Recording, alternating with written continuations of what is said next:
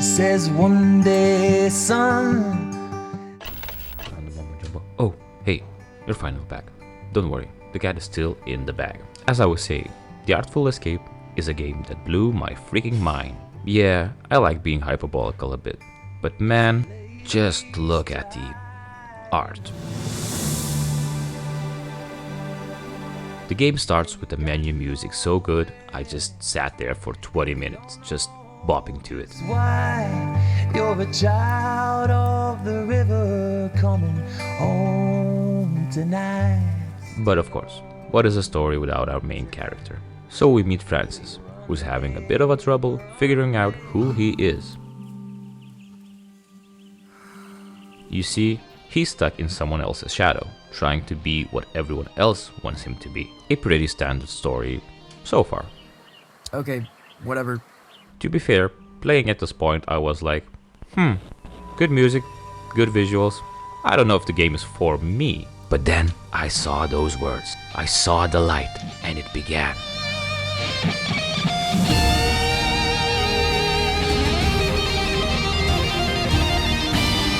So it should be apparent by now that the game is going to feature very high quality and high variety of music.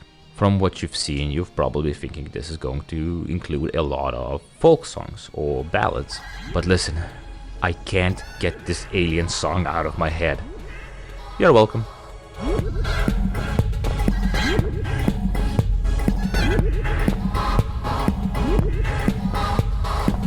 So yeah, soon crazy stuff begins to happen, and you leave your small town way behind you. Now you're running through space while starships pass you by, or escaping through an alien city. Man, it looks so good. This game makes me angry. How dare you give me colorful characters and nice backgrounds and positive emotions. I just want to be an old man and hate things, okay?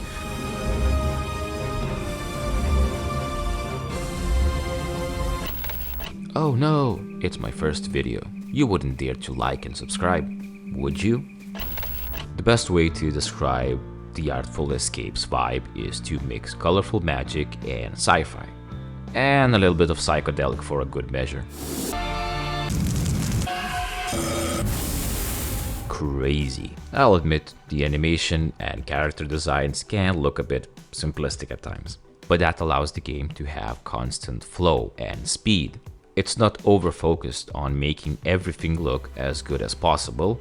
Instead, it's all about grandiose setting and impressive animations where they actually matter. The character designs and jumps can look a bit wacky sometimes.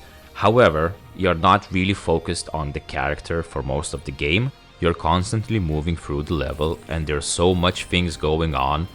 And honestly, your character takes such little space on the screen that it's not really an issue.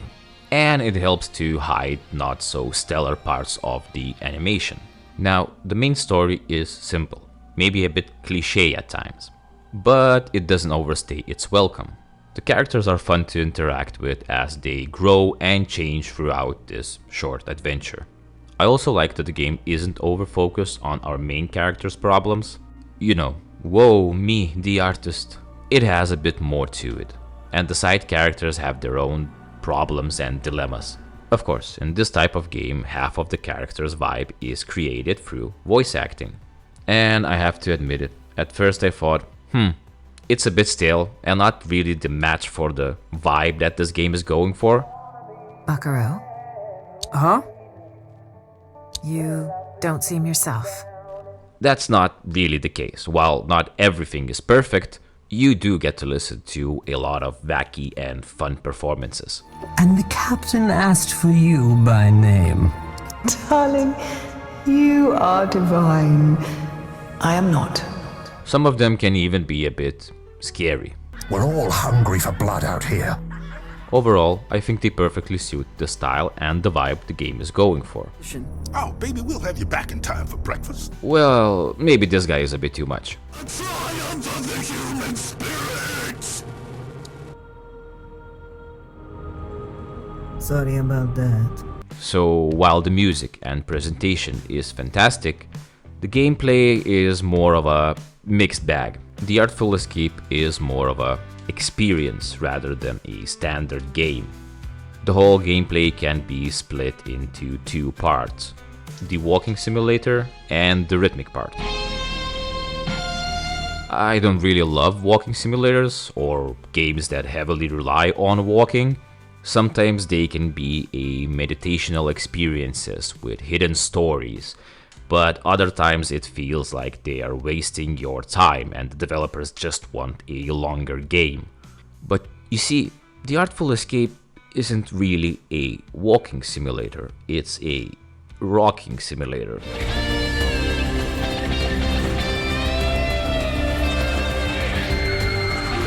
Yes, thank you. I'm gonna stay here telling dad jokes all week. This is another clever solution to a small problem. Instead of just walking, you have an incentive to run around and see whether or not the environment will react to your shredding. There's also platforming, a very light platforming. While you can fail, there's no real penalty, so you just get restarted immediately. Yeah, nothing too challenging or gameplay, but I would say that the Artful Escape had to have these sort of limitations. In a game about groove and flow, you don't want the player to get stuck on something challenging or get stuck in a puzzle that ultimately won't give the same satisfaction as shredding through space.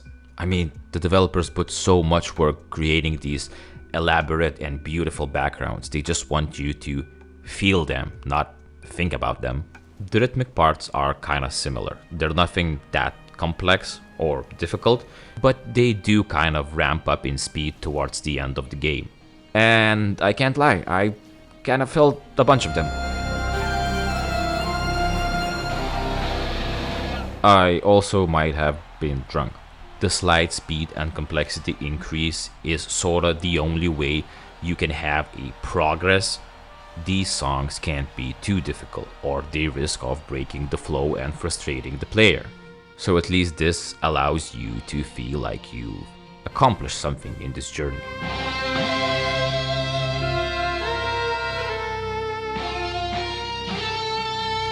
Also, if you're struggling, the game actually allows you to play the notes as soon as you see them, so that makes it way easier, but it doesn't sound as good. Now, the game is a bit on the shorter side. I would like to have more content in modes or different endings or really meaningful choices, but it also costs like $8, so I think that's a good value for your money. Oh, I have to mention that some boss encounters allow you to play whatever note you want, whenever you want, and that mixed with some nice animations and really good music, well, you kind of feel like a rock star.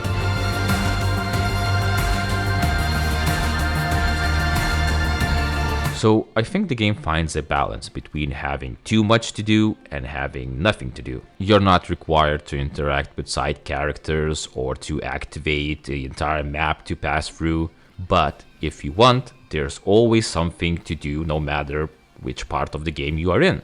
Another praiseworthy thing is character customization. You do get surprising amount of customization when it comes to your rockstar's looks and its backstory, so at the end of the game, you should have a different Space Francis from my Space Francis. And I do think that these developers implemented some really neat ideas when it comes to this. First, you can give yourself any stage name you want, and the game will play a small jingle whenever it's referring to you. But you also add a pre-made title to your name, and the characters actually say it out loud. So when you put those two things together, you get something like this. I am the powerful. It's a small thing, but it makes it a bit more personal. Also, I am the Llama King. I am the Llama King. Llama King.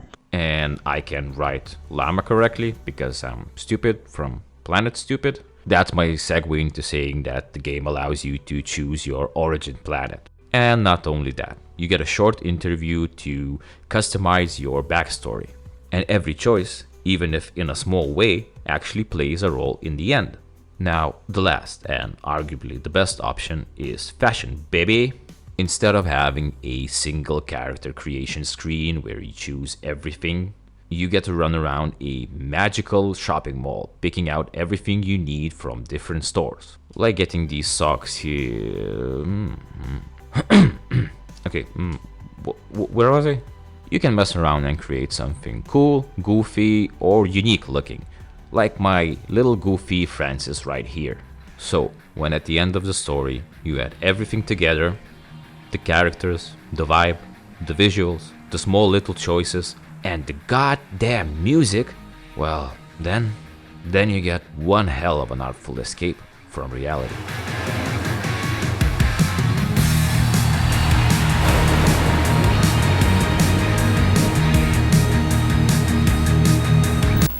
So, thanks for watching.